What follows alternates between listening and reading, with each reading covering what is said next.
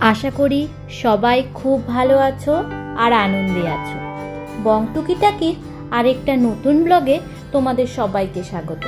एखन घड़िते बाजे प्राय 12:30 मतो। आमरा पिन्नावाला थेके आबार यात्रा शुरू करे दिएछि कैंडी जाওয়ার उद्देश्ये।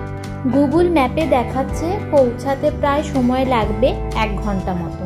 चलो पथे जेते जेते तोमादेर एकटु कैंडी सम्बन्धे किछु कथा बोली। देशेर केंद्रभागे अवस्थित कैंडी हलो श्रीलंकार सेकेंड लार्जेस्ट शहर। एमनकि श्रीलंकान प्राचीन राजादेर जुगे शेष राजधानी छिलो कैंडी। आबार कैंडीर temple of the sacred tooth relic 1988 साले यूनेस्को कर्तृक विश्वेर ऐतिह्यबाही स्थान हिसाबे घोषित हयेछिलो। 16शो शताब्दी जुड़े पोर्तुगीज एवं परवर्तीकाले डाचीदेर साथे असंख्य युद्ध संगठित हयेछिलो एवं 1590 साल थेके कैंडी श्रीलंका द्वीपेर एकमात्र स्वाधीन स्थानीय राष्ट्रे परिणत हयेছে। 1817 सालेर उभा विद्रोहेर पर निश्चितभावे स्वायत्तशासन हारिয়েছিল। এই দেখো তোমাদের সাথে গল্প করতে করতে রিসর্টে পৌঁছে গেলাম। আমরা যে রিসর্টটা বুক করেছি তার নাম হলো ফক্স ক্যান্ডি। পাহাড়ের বেশ অনেকটা উঁচুতে আর খুব সুন্দর দেখতে। এইদিকে ওর বাবা রুম চেকিংয়ের ফর্মালিটিগুলো পূরণ করছে আর ছেলে এদিকে শুরু করে দিয়েছে নিজের কার্যকলাপ। যেখানেই নতুন কিছু দেখে সেখানেই প্রিয়ানের একটু হাত লাগানো চাই। যাই হোক সবই ঠিক আছে, ফেলে না দিলেই হলো। চলো তোমাদের এক ঝলকে রিসেপশনটা একবার দেখিয়ে দিই।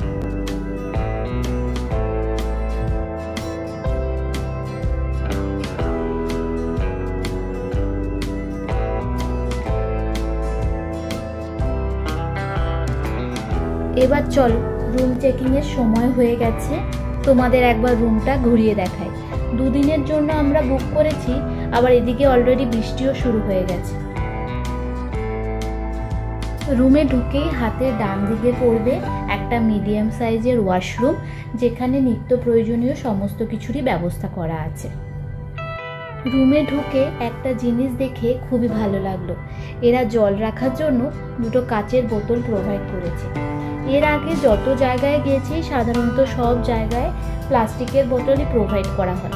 এছাড়াও তোমার যদি ইচ্ছে হয় ঘরে বসে চা কফি খাবে, তার জন্য সমস্ত রকম ব্যবস্থা করে দিয়েছে। বেশ বড় সাইজের একটা আয়নাও দিয়েছে যাতে সাজগোজের কোনো রকম ব্যাঘাত না ঘটে। এবার তোমাদের নিয়ে চলি সবচেয়ে আকর্ষণের জিনিস, এই এক টুকরো বারান্দা। মন ভালো করে দেওয়ার জন্য এই জায়গাটা যথেষ্ট। যদিও রিসেপশন থেকে আমাদের বারবার বলে দিয়েছে সন্ধে হওয়ার আগে যাতে বারান্দার দরজাটা বন্ধ করে দিই, না হলে পোকামাকড় ঢুকে পড়তে পারে। সেই সকালে রাস্তায় একটু ব্রেকফাস্ট করেছি, খিদেটা কিন্তু খুব জোরেই পেয়েছে। এবার চলো একটু পেট পূজা করে আসি। আর প্রিয়ানেরও লাঞ্চ করার কিন্তু সময় হয়ে গেছে। যেহেতু অনেকটা দেরি হয়ে গেছে তাই আর বেশি খাবার অর্ডার করলাম না। সৌভিক আর আমার জন্য 1 প্লেট চিকেন বিরিয়ানি অর্ডার করেছি, আর মামুনির জন্য অর্ডার করেছি শ্রীলঙ্কান একটা ফেমাস ডিশ কত্থু, যেটা রুটি ডিম সবজি এবং চিকেন দিয়ে খুব সুন্দরভাবে তৈরি হয় এবং খেতে খুব ভালোই লেগেছিল আমাদের। প্রিয়ানের জন্য যে খাবারটা বাড়ি থেকে এনেছিলাম সেটা দেখি নষ্ট হয়ে গেছে, তাই রেস্টুরেন্টে ওর জন্য একটু খিচুড়ি বানাতে বলে দিলাম। ওর খাবারটা তৈরি হতে কিছুক্ষণ সময় লাগবে, ততক্ষণ চলো তোমাদের একটু ঘুরে দেখায় রেস্টুরেন্টের এক্সটেন্ডেড পার্টটা। এখানে কিন্তু বেশ সুন্দর ব্যবস্থা করে দিয়েছে, যদি ইচ্ছে হয় প্রকৃতির কোলে বসে তুমি কিন্তু তোমার পেট পুজো সারতেই পারো। এদিকে প্রিয়ান বাবুরও পেট পুজো সারা হয়ে গেছে। অনেকক্ষণ বাবা মাকে দেখতে না পাওয়ায় উনি আবার দরজা খুলে বেরিয়েও পড়েছে। টাপুর টুপুর বৃষ্টি পড়াও শুরু হয়ে গেছে। চলো এবার আস্তে আস্তে ঘরের দিকে যাওয়া যাক। রুমে এসে কর্তা মশাই স্ব ইচ্ছায় দায়িত্ব নিয়ে নিয়েছে সবাইকে 1 কাপ গরম গরম চা খাওয়াবে বলে। অনেকটা রাস্তা আসার ক্লান্তি তো সবার মধ্যেই রয়েছে, এই 1 কাপ চা খেয়ে চোখ দুটো একটু বুঝতেই হবে। প্রিয়ান কিন্তু আবার এদিকে ঘুমিয়েও পড়েছে। চলো চায়ের কাপে চুমুক দিতে দিতে তোমাদের একটু পরন্ত বিকেলের রিসর্টটা ঘুরিয়ে আনি।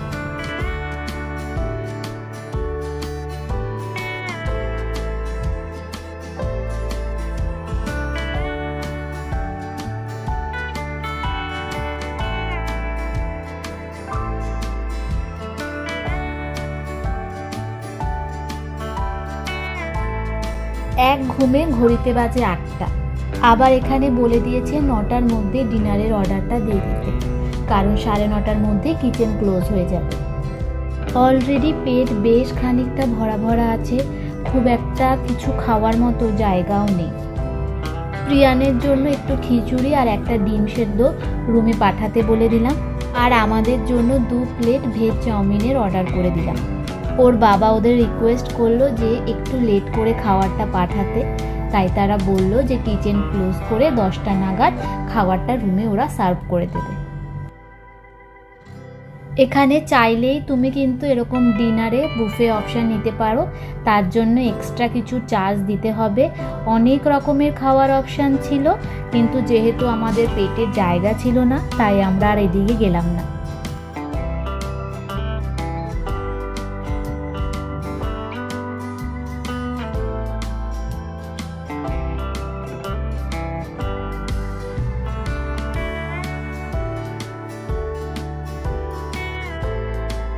এই সাইডটায় রয়েছে পিওর শ্রীলঙ্কান লোকাল ফুড। এই আমের চাটনিটা কিন্তু আমাদের দুপুরবেলায় কত্থুর সাথে প্রোভাইড করা হয়েছিল। খেতে কিন্তু খুবই ভালো ছিল, একদম আমাদের দেশের আমের আচারের মতো। শ্রীলঙ্কান ফুডগুলো কিন্তু সাধারণত মাটির পাত্রেই বানানো হয়, আর এভাবেই মাটির পাত্রে সার্ভ করা হয়। দূর থেকে এই কর্নারটাকে কিন্তু ভীষণই সুন্দর দেখতে লাগছিল। চলো এবার ঘরের দিকে যাওয়া যাক। প্রথম দিনটা আমাদের এইভাবেই কেটে গেল। পরের দিন সকালবেলায় ঝটপট ঘুম থেকে উঠে 1 গ্লাস গরম জল নিয়ে চলে এলাম বারান্দায়। এই অসাধারণ চোখ আটকে রাখা মুহূর্তটা কি মিস করা যায় বলো? এই প্রাকৃতিক সৌন্দর্যগুলো বর্ণনা করার জন্য আমাদের মতো সাধারণ মানুষের কাছে কোনো হয়তো ভাষা নেই, খালি দেখে যাওয়া ছাড়া। এদিকে মায়ের সাথে সঙ্গ দেওয়ার জন্য সকাল সকাল ছেলেও ঘুম থেকে উঠে চলে এসেছে। ঘড়িতে বাজে প্রায় 9টা মতো। এবার চলো তাড়াতাড়ি গিয়ে ব্রেকফাস্টটা সেরে ফেলতে হবে। রুম ভাড়ার সাথেই ব্রেকফাস্টটা আমাদের ইনক্লুডেড ছিল। গিয়ে দেখি হরেক রকমের আয়োজন, কোনটা ছেড়ে কোনটা খাবো তা ভাবতে ভাবতেই 10 মিনিট চলে গেল। এশিয়ান আর শ্রীলঙ্কান 2 রকমেরই ব্রেকফাস্টের এখানে অপশান ছিল। এদিকে আবার আমার বর্মশাই অপরিচিত খাবারের মেলা দেখলে প্রথমে তো বলে হ্যাঁ হ্যাঁ আমি সবই খাবো, কিন্তু যখন মাঠে নামার সময় আসে তখন কিন্তু তাকে খুঁজে পাওয়া যায় না। তখন উনি লাইন লাগায় সেই পরিচিত খাবারের দিকে। মামনি আর আমার জন্য অল্প অল্প সব রকমের খাবারই তুলে নিলাম। এই বিনসটা কিন্তু খেতে বেশ ভালো ছিল।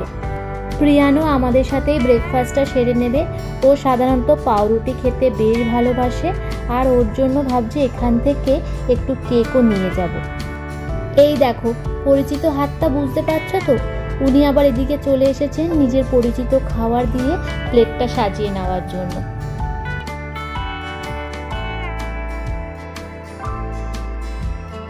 এই দিকের সাইডটায় রয়েছে তোমার নিজের পছন্দ অনুযায়ী ডিম আর সসেস বানিয়ে দেওয়ার জায়গা। নিজের জন্য একটা পোচ আর মামনি আর সৌভিকের জন্য 2টো মশলা অমলেটের অর্ডার দিয়েই চলে গেলাম শ্রীলঙ্কান ফুড সেকশনের কর্নারে একবার উঁকি মারতে। দেখি তো ওই দিকটায় কি কি রেখেছে। এখানে এসে দেখি এরা তো আমাদের মতোই ভেতো বাঙালি।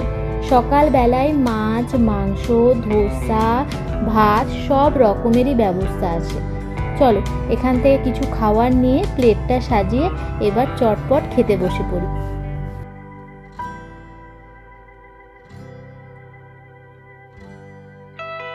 শ্রীলঙ্কান কর্নার থেকে আনা এই ধোসা আর স্ট্রিং হপারটা খেতে কিন্তু অসাধারণ ছিল। আমি কিন্তু এটা প্রথমবারই ট্রাই করলাম, কিন্তু প্রথম এক্সপিরিয়েন্সটাই খুব ভালো ছিল। এদিকে প্রিয়ান তার ঠাম্মির হাত থেকে টুকরো টুকরো পাউরুটি খেয়ে তার ব্রেকফাস্টটা সারছে। আমরা যতক্ষণ ব্রেকফাস্টটা শেষ করছি ততক্ষণ তোমরা একবার রিসর্টটা ঘুরে নাও।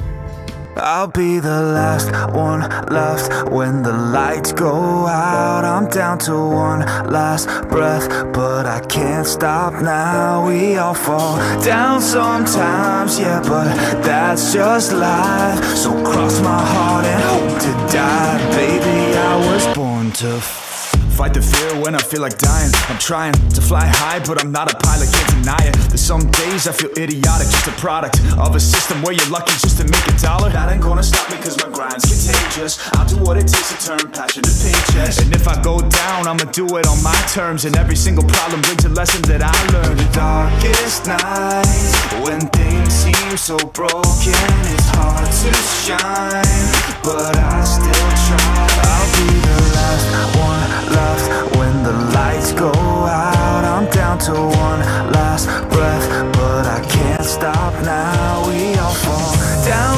sometimes, yeah, but that's just life. So cross my heart and hope to die. Baby, I was born to fight. That's right. Baby, I was born to fight.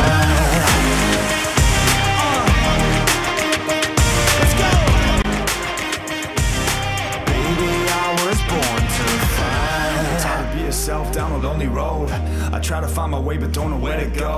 It's hard to see your friends, tell them adios. When you know them all for like forever, now you're just a ghost. Ain't no way to sugarcoat it, yeah, I feel alone. Been single for a decade, doing me is getting old. I don't pick up when the phone rings, too busy recording. Industry ignores me, but I keep on going, cause I know you got my back, I got you too. No matter what the situation, we gon' make it through. I'm a fighter, not a quitter. They can say that I'm a sinner cause they love to hate the winner, but I'm never gonna give up the last one. এদিকে আবার ছেলের ডাক পড়েছে, মায়ের হাত ধরে টানতে টানতে কি যেন দেখাতে নিয়ে যাচ্ছে।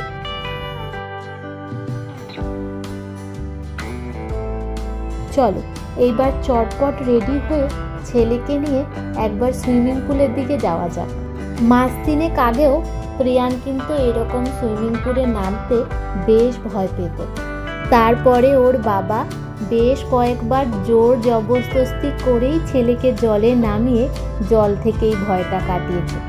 এখন তো দেখছি ছেলে একবার জলে নামলে জল থেকেই উঠতে চায় না। এনাকে একবার দেখো ঠান্ডায় কিভাবে ঠোঁট কাঁপাচ্ছে, কিন্তু জল থেকে ওঠালেই শুরু করে দিচ্ছে উচ্চ স্বরে চিৎকার।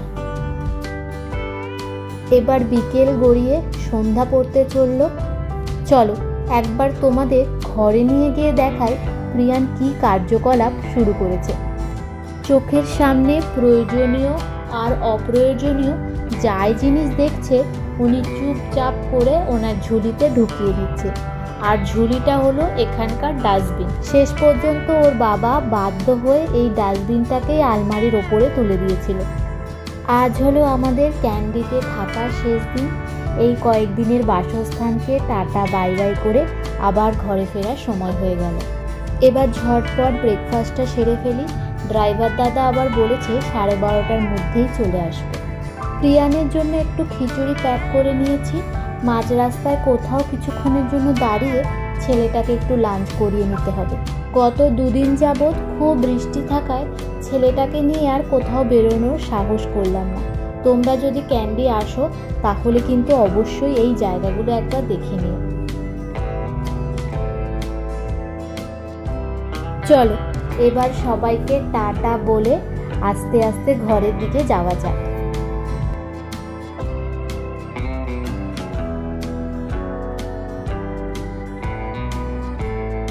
এদিকে রিসেপশনে এসে দেখি কি সুন্দরভাবে একটা পদ্ম ফুল বানাচ্ছে এরা। সারা দেশটা কিন্তু এই বৌদ্ধ পূর্ণিমায় খুব সুন্দরভাবে সেজে ওঠে।